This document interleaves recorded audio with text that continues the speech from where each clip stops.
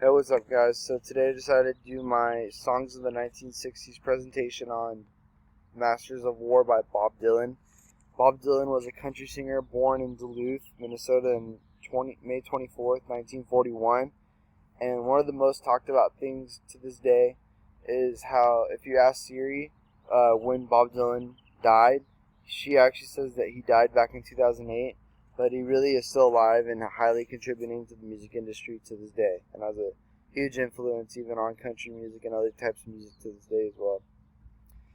He was born in Duluth but grew up in Hibbing, Minnesota, and his real name was Bob Zimmerman, and he eventually changed it to Bob Dylan when he started getting into music.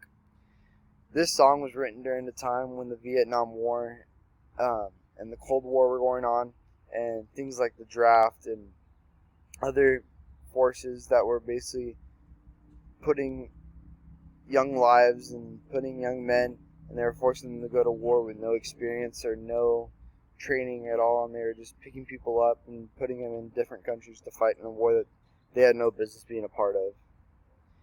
Bob Dylan talks about how the government and basically the people behind the draft and the wars were hiding behind walls and desks, and how he can kind of see through the mask.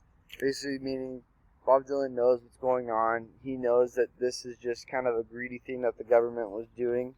And Bob Dylan was actually kind of a peace activist back then and was really against the war and thought we shouldn't be at war.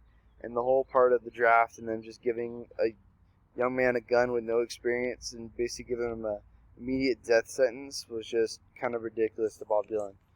So this song was released on the album Freewheeling, which was one of Bob Dylan's. It wasn't his best album ever, but it was definitely a pretty good album.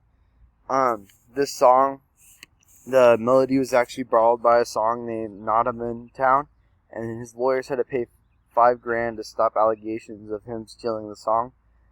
So basically the song was a pretty good hit back then. It wasn't his best song ever, but it was a good song. My question to you guys, do you think Bob Dylan's beliefs of the government and things like that would still be prevalent today, or do you think it's not as prevalent in this kind of era with no draft and people volunteering to go to battle? Thank you.